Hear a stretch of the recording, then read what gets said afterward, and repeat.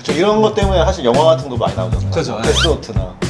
데스노트도 아니 뭐 법적으로 석자제야. 처벌을 할 수 없으니까 이름을 써서 너무 죽이잖아요. 수준이 낮아서 같아. 저는 의뢰인이 진짜 안 했다고 해서 믿었어. 그래가지고 진짜 무죄가 나왔어. 그래서 너무 뿌듯하고 고마워하고 감사 표시도 하고 했는데 끝에 저한테 뭐라고 한마디를 했는데 그 말을 듣고 나서 약간 소름 돋아, 소름 돋아. 약간 뭐야 왜 했나? 약간 이런 생각이 드는 거야. 아니 근데 실제로 만약에 거짓말해서 무죄로 됐어요.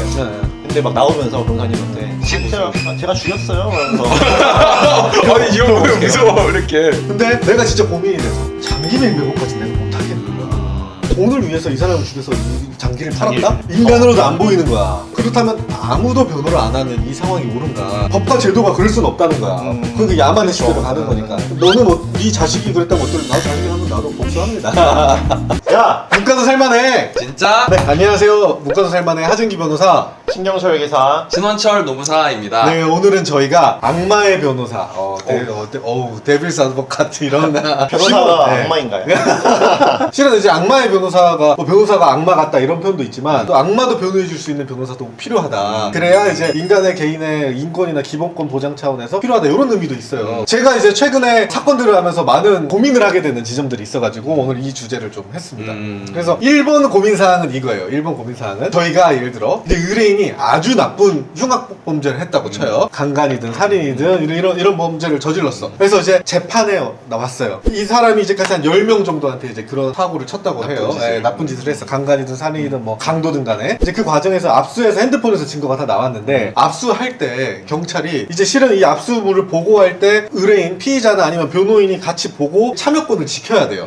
뭐 핸드폰 주었다고 다 보는 게 아니라 참여권이 보장된 상태에서 이걸 봐야 돼. 근데 이제 경찰이 의혹이 앞선 거야. 나쁜 놈이다. 이거 잡아야 된다. 해가지고 이거를 그냥 다 봐버린 거야. 불법으로. 네, 변호사가 오지도 않고 의뢰인이 오지도 않고 다 보고 그거를 의뢰인이 이제 문제 제기를 할 것 같으니 나중에 뒤늦게 서류로 약간 조작을 했어. 아 조작을 했어요. 네, 아주 사소한 조작. 그래서 재판까지 왔어. 그래서 이 핸드폰을 보면은 이 사람이 나쁜 짓을 한 증거는 다 있어요. 근데 이제 변호사는 이런 역할을 해야 돼. 이게 절차가 잘못됐기 때문에 판사님은 이 핸드폰 보지 않으셔야 된다. 증거 능력이 없다. 없다. 오, 이게 똑똑해요. 보고 들은 게 있으니까. 판사님, 이거는 증거 능력이 없으니까 보지 마세요! 라고 주장을 변호사는 해야 돼요. 네. 절차적 정당성 때문에. 근데 이 열면 안에 나쁜 게 있는 거는 판사도 다 알아. 이럴 경우에는 법에서 이거에 대해서 무죄를 때리게 돼 있어요. 아 진짜. 아예 무죄. 증거가 없으니까. 오직 이 증거는 핸드폰 안에만 있는데 절차적 정당성에 따라서 이거는 볼 수가 없으니까 다른 증거가 없잖아요. 그럼 판사가 못 봐야 돼. 이제 이런 주장을 변호사가 하는 거가 과연 옳은가. 이제 이런 좀 딜레마적인 상황이 변호사라면 누구든지 있습니다. 그러면은 기술적으로 네. 무죄로 풀어주고 다시 잡으면 안 돼요? 그럴 수는 있죠. 근데 그럴 이제 수 그러려면 이제 몇 년이 지나고 그거에 대해서 따로 이제 압수수색 절차를 처음부터 다 다시 진행해야 되는데 실은 무죄가 이렇게 나와버리면은 또 일사부재리라고 해서 한 사건에 대해서 다시 판단을 못하기 때문에 한 번 이렇게 판단을 무죄를 받아버리면 그거 갖고 다시 하기는 이제 재심 절차에 걸쳐 굉장히 까다로워요. 그렇게 할 수는 있지만. 근데 그게 물론 만약에 정황적으로 그 사람이 어쨌든 아주 흉악범이 소위 말해서 악마잖아요 진짜. 악마인 걸 아는데 그 증거 능력을 배제하더라도 정황상 봤을 때 무죄가 나올 가능성까지 있나요? 그러니까 정황 증거로는 증거력이 없지 않나요? 그래서 정황 증거만 갖고는 어려우니까 만약에 결정적인 증거들이 오염이 됐다고 하면은 실은 무죄가 나와야 한다는 게 이제 법의 입장이에요. 그게 이게 실체적 정당성, 실제로 얘가 죽였냐 안 죽였냐, 그다음에 절차적 정당성 이거에 두 개 이제 이거가 대립이 있는 건데 아직 아니야 상담 이따 할게. 우리가 봤을 때는 저거 나쁜 놈들 저거 왜 변호하냐 이렇게 말할 수가 있는데 반대 측면도 있어. 만약에 절차적 정당성을 아예 무시하면 고문을 한다거나 핸드폰을 압수해갖고 비번을 막 풀어가지고 이 사람이 30년 전 과거까지 싹 털어요. 그러면은 뭐라도 이잡듯이 하면 털 수가 있거든요. 증거를 조작할 수 있어요. 증거를 조작할 수도 있고 이렇기 때문에 철저하게 수사기관은 압도적인 권력을 가지고 있기 때문에 너는 무조건 이런 거를 보장해주고 그 안에서만 너의 권력을 행사해 라고 이제 딱 정해놓은 거예요. 그거를 안 지켰기 때문에 이거가 다 날려야 된다는 게 원래 법의 정신이야. 근데 이제 우리 감정상 안 와닿긴 하죠. 그쵸. 이런 것 때문에 사실 영화 같은 거 많이 나오잖아요. 그죠. 데스노트나. 데스노트도 아니 뭐 법적으로 석자제야. 처벌을 할 수 없으니까 이름을 써서 너무 죽이잖아요. 수준이 낮아서 같아. 최근에 봐가지고 변호사님도 그런 상황이 있을 수 있고 그랬을 때 이 사람 진짜 악마인 건 나도 알아. 내가 변호인이지. 근데 그 사람이 풀려났을 때 오는 그런 약간 현타? 그런 이제 윤리적인 그런 죄책감? 그런 현타를 돈으로 좀 이렇게 만회하시는 거예요. 그거는 좀 안 돼.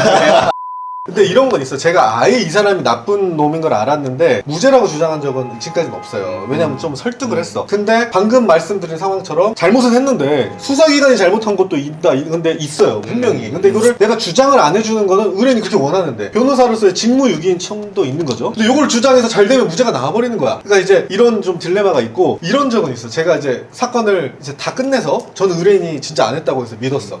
그래가지고 진짜 무죄가 나왔어.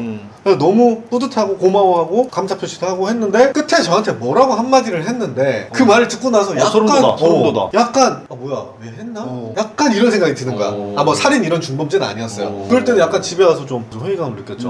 아니 근데 실제로 만약에 거짓말해서 무죄로 됐어요. 네.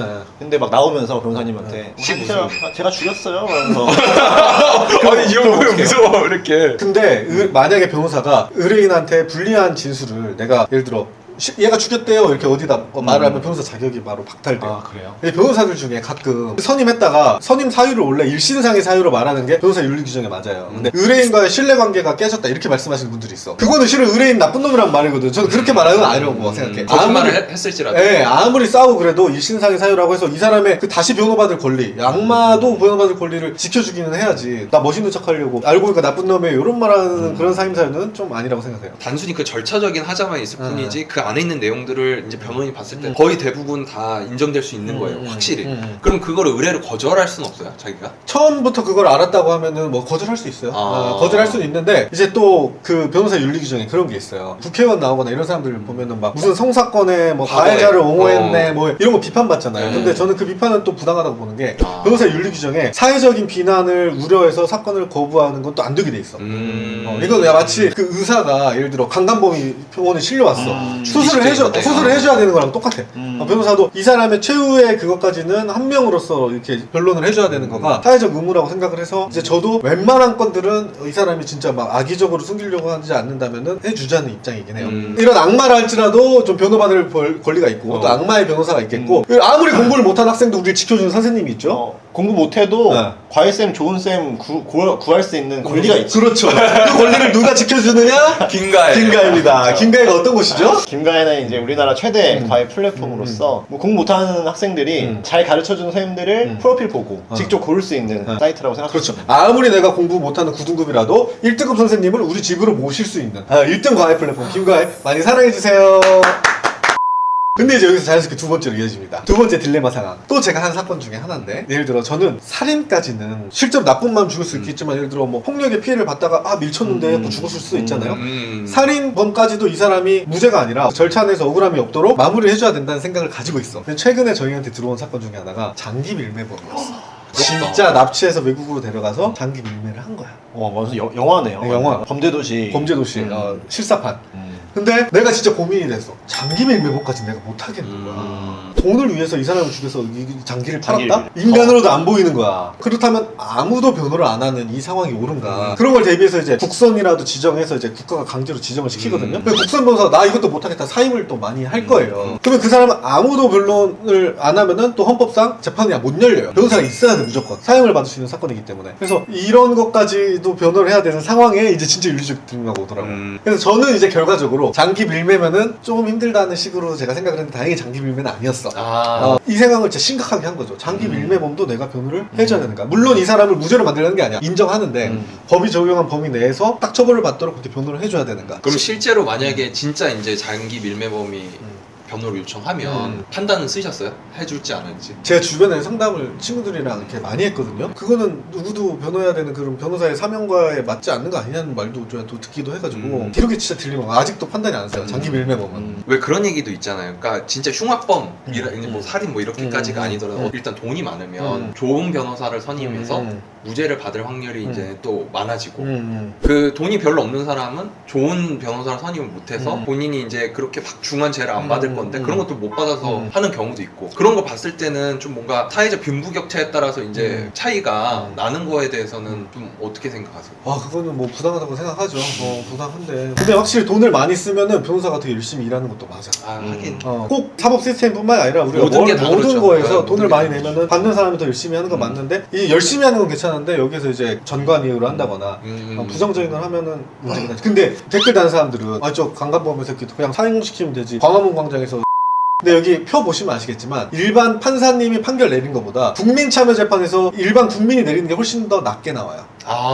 무죄율이 훨씬 높고 형량도 훨씬 낮아. 오, 그래요? 근데 제가 국민참여재판 배심원으로 그림자 배심원으로 2번 가봤거든요. 내부 논의를 하게 되면 사람들이 다 긴가민가해요 사건이. 진짜 무조건 얘가 했다 이런 사건들은 많지 않아. 예를 들어 여성이 내가 강간당했다고 주장을 해 잠자는 동안에. 근데 남자 입장에서는 이 여자도 아니다. 다 동의했다. 같이 동의하고 같이 즐기고 했다는 거야. 그러면 이제 일반 제3자 보기에 자고 있던 게 맞나? 술에 취한 게 맞나? 막 걸어 다녔다가 뭐 이래요. 이런 전후 사정이 있으면 의심을 해. 그러면 아 죄는 있는 것 같은데 내가 그렇게 확신이 없는 거야. 그러면은 형량이 낮게 나올 수밖에 없고 또 내 손으로 이 사람이 인생을 그치. 결정한다는 그치. 거가 난 그게 되게 굉장한 부담감이에요. 그래서 전략적으로 그렇게 신청할 수도 있겠네요. 그렇죠. 그래서 요즘 성사건 좀 해볼 만하다 싶은 거는 국민참여재판 신청을 많이 해요. 그러니까 그 뒤에서는 저렇게 죽일 놈, 뭐 나쁜 놈 해도 막상 그럼 네 손으로 쳐주게 봐 라고 하면 또 그러기 쉽지 않잖아요. 절대 쉽게 못해요. 왜냐면 애매한 부분이 많고 또 나와서 피고인도 울고 피해자도 울고 이렇게 하면은 헷갈려. 진짜로 이게 진짜. 그날의 일은 모르니까. 그러네. 그러니까 그 판사님들의 고민도 충분히 있는 거고 또 변호사 저런 놈을 변호하냐 막 이런 말 많이 할 수 있지만 만약 그럴 거면은 돈 안 받고 변호해라. 너희 그래야 진실성을 믿을 수 있다. 그렇게 말하면 할 말은 없지만. 근데 아까 말했듯이 네. 돈 많이 주시면 또 열심히 하니까. 근데 보통 이런 흉악범들이 돈이 없어요. 보통 이런 거는 국선이 하거나 아니면 사명감 갖고 좀 내가 다퉈야 되겠다는 소액 받고 하거나 보통 그렇습니다. 근데 사기 전과범들은 되게 많잖아. 사기 치는 사람들. 그런 분들은 이제 사기도 진짜 악질이죠. 아직 저희한테 안 오고 저희 전관들한테 좋은 변호사랑 덜 좋은 변호사의 차이점이 제일 큰 게 판례 분석 이런 건가요? 아니 법은 사실 정해져 있잖아요. 뭐 해석의 차이인 건지. 해석의 차이죠. 해석의 차이고 이 사람의 고의라는 게 예를 들어 이런 거예요. 내가 얘를 때렸어. 근데 얘가 조금 다쳤으면 폭행이에요. 근데 많이 다쳤으면 상해야. 근데 내가 탁 쳤는데 얘가 죽었어. 죽었어. 근데 내가 마음속으로 얘를 죽여야지 하고 쳤으면은 살인이야. 근데 마음속으로 때려야지만 했는데 폭행해야지 했는데 죽으면 폭행치사야. 내가 얘를 상해를 입히려고 쳤는데 죽었으면 상해치사야. 내가 실수로 쳤는데 죽으면 과실치사야. 이 형량이 엄청 달라요. 나는 당연히 과실이었다. 아니면은 폭행이었다 라고 주장하고 공사 측에서는 이거는 살인이다. 아니면 상해치사다. 이렇게 주장을 하는 거죠. 그거를 먹히게 하느냐, 먹히지 못하게 하느냐의 차이. 그렇죠. 예. 이 의도를 모르니까 본인만 알잖아요. 이 본인만 아니까 이걸 객관적으로 어떻게 해석하느냐, 요거를 이제 누가 더 설득을 잘하느냐 이런 차이라고 보시면 돼요. 근데 가장 중요한 거는 변호사가 얼마나 시간을 투여하느냐 이 세간에. 변호사가 많이 투여하면은 실력이 좋은 변호사가 대충 본 거를 이길 수밖에 없어요. 변호사가 일이 많기 때문에. 근데 현실적으로 수임료가 많은 사건을 변호사가 열심히 할 수밖에 없어. 그러니까 이제 거기에서 좀 방어권에 좀 차이가 있다. 그럼 이제 변호사님 보시기에 악마도 어쨌든 변호인을 만나서 그런 본인의 권리를 누릴 그 충분한 이유는 있다. 그러니까 아무리 나쁜 사람도 변호받을 변호는 받아야 권리는 된다. 있다. 절차적 정당성을 다쳐달라고 하고 저도 잘 추는데 또 막상 이게 무죄가 나오면은 나는 좀 딜레마적인 상황이긴 해. 그치. 실제로 수사기관이 좀 잘못했다고 생각하거든요. 이렇게 수사하면 안 된다는 생각이야. 핸드폰 가져가가지고 그 사람 과거 싹 다 열어버리고 딱 그거에 관련된 것만 봐야죠. 왜냐면 우리 힘 있는 사람들은 비밀번호 안 알려주잖아요. 공부 많이 하셨네요. 초범이신데. 그거 공무원료는 꺼지세요. 변호사님 말씀이 맞다고 생각하지만 피해자라면은 너무 억울해서 제가 만약에 피해자라면은 영화처럼 할 것 같아요. 영화처럼. 일부러 막 빼가지고 사적 복수를 한다든지. 아, 제가 죽였어요. 이런 거를 막자고 이제 그 법이 만든 거고 법이 이제 한마디로 대문자 T잖아요. 나한테도 만약에 내 사랑하는 사람을 누가 그렇게 했다. 그럼 나도 가서 사적 복수할 것 같아. 그거랑은 달라. 나도 그렇게 할 수도 있는데 법과 제도가 그럴 수는 없다는 거야. 그게 야만의 그렇죠. 시대로 가는 거니까. 너는 네 자식이 그랬다면 어떨래? 나도 자식이 하면 나도 복수합니다. 최근에 그런 느꼈던 딜레마 상황에 대해서 좀 말씀드렸는데 이거에 대해서는 되게 좀 비판이거나 다른 의견도 많을 것 같아요. 의견 있으시면 저희 있으시면- 댓글에 네, 적어주시면 이제 네 말이 다 맞습니다. 읽어보고 뭐 저희도 이제 그냥 있는 거에서 마무리할 테니까. 뭐 하지 않아요. 이거는 비판이 있을 수 있는 거라 생각해서 우리 구독자님들 말이 맞으니까 한번 자유롭게 의견을 나눠주시면 좋겠습니다. 네, 감사합니다.